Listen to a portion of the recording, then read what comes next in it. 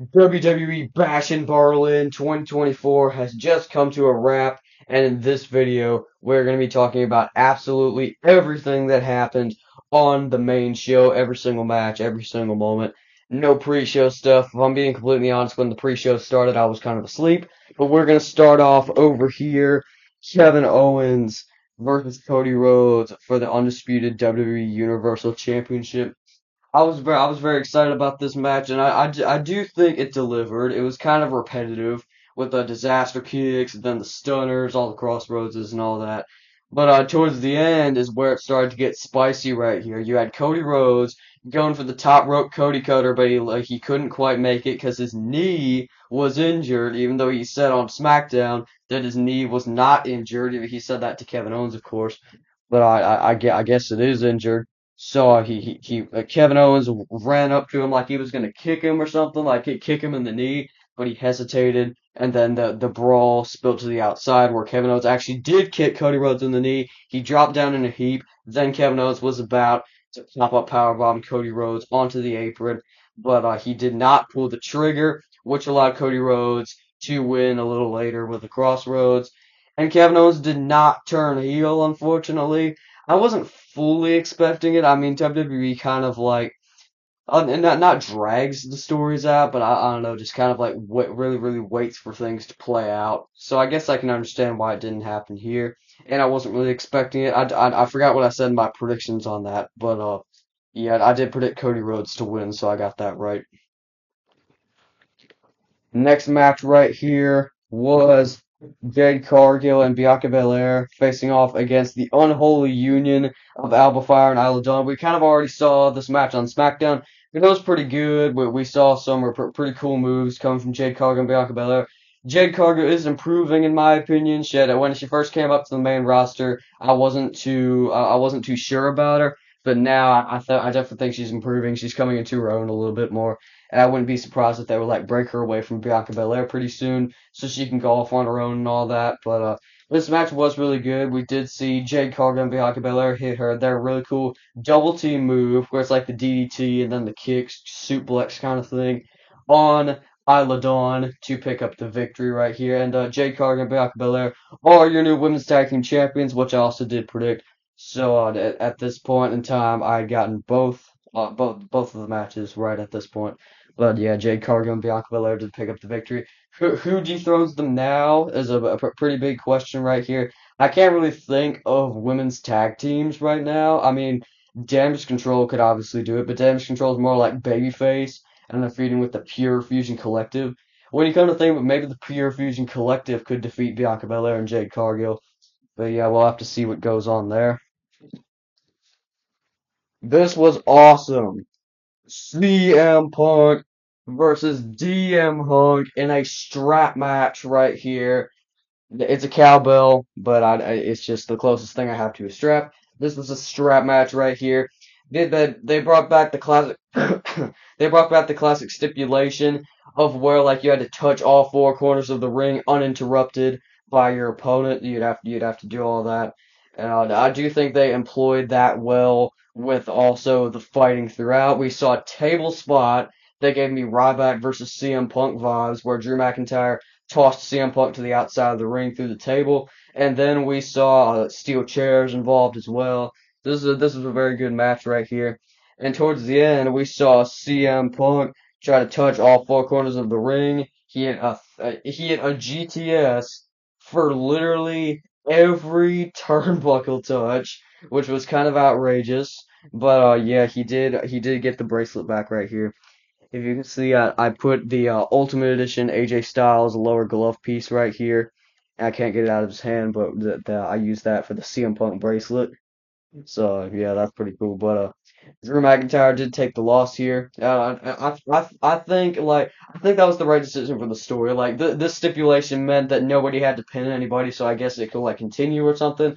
And then maybe they have a blow off match at Bad Blood or something. That would be pretty cool. CM Punk's attire looked awesome. I don't know if that was the same gear he wore at All In 2023. I'm hearing that it was, but his gear looked awesome. We need a figure of that. But yeah, CM Punk defeated Drew McIntyre. It was sort of similar to this, just like with less black, more blue, and all that, you know. In what was at that point probably my favorite match on the show. This was very, very awesome. You had the Terror Twins of Rhea Ripley and Damian Priest taking on the WWE's Power Couple. And I almost knocked Ripley down there. Good grief. But the WWE's Power Couple of Dominic Mysterio and Liv Morgan. This is a very, very good, fun match right here. I've touched on it in the past. I'm not the biggest fan of Liv Morgan, but she did pull out a good performance here. I do think she did good, as did everybody else in this match. This match was really, really fun, really, really entertaining. Well, the referee's back was turned. We did see the Judgment Day try to get involved. Finn, JD. No offense to Finn and JD, but they're like the worst tag team champions, dude. Like, I can't even name. I don't even think they've defended the titles yet. So that's kind of crazy. They never even come out with the titles.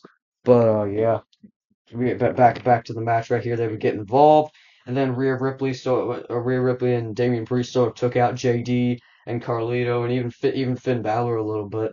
But yeah, towards the end, we were able to see um Rhea Ripley and Damian Priest pick up the victory. And of course, but before any of this interference stuff happened, they both hit razor's edges on Liv Morgan and Dominic Mysterio both, so that was really, really cool.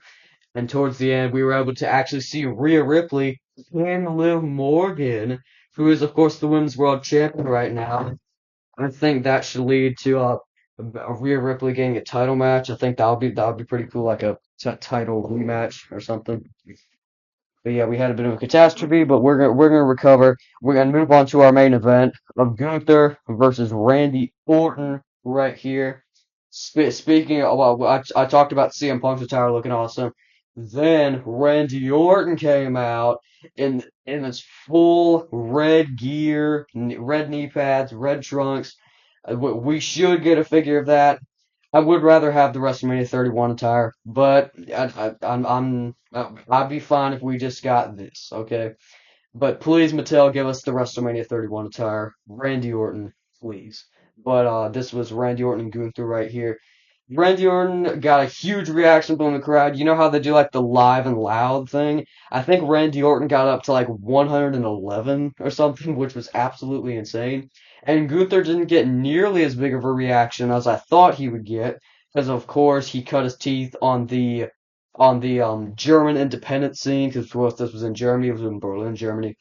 I expected him to get a bit of a, like hometown-ish reaction. I know he's not German, but I expected him to get a bit of a hometown-ish reaction right here. Randy Orton got a bigger reaction than him, and the crowd was pretty split throughout the whole match, similar to how they were with Kevin Owens and Cody Rhodes. They were chanting, "Let's go Gunther, let's go Randy," and this match was very, very cool with when it comes to like spots and everything. Randy Orton did multiple drops to Gunther on the announce table, and then he went over to the German announce table, did a drop on that, through the table to Gunther, which was awesome. But yeah, we did see Gunther actually. Well, he didn't submit Randy Orton. He made Randy Orton pass out with his sleeper hold right here. My mom was pretty angry about this. She's a really big Randy Orton fan. But Gunther was able to put Randy Orton away, win the World Heavyweight Championship right. Well, I actually retain the World Heavyweight Championship. So that's pretty cool. I did predict Gunther right here. Am I the only one? I'm probably the only one. But am I the only one who expected Brock Lesnar to come out afterwards and interrupt Gunther? I know, like all the stuff going on right now, but man, I do really miss Brock Lesnar. I for a tad, for a few seconds, for a few milliseconds probably, I did think Brock Lesnar was going to come out and maybe interrupt Gunther or something, setting up a match. I don't think that's ever going to happen. But yeah, you can always hope. Never say never, as they say. But. This has been my Bash in Berlin 2024 review right here. You know me with the daytime, no, I mean like the shows that take place during the daytime hours for us Americans over here. But I thought this show was really good right here. I'm gonna give it an 8 out of 10. I enjoyed basically every match. I thought every match was really good and had some cool moments to it, and definitely some potential for Mattel to make figures. So Mattel, hope you're watching this show. Make the CM Punk, make the Randy Orton. It would be absolutely awesome. But yes, this has been the Bash in Berlin review from Jed Wrestling. Jed Wrestling out. Oh, before I go, NXT No Mercy tomorrow. Joe Hendry, please win the NXT Championship. I believe in Joe Hendry. Jed Wrestling out.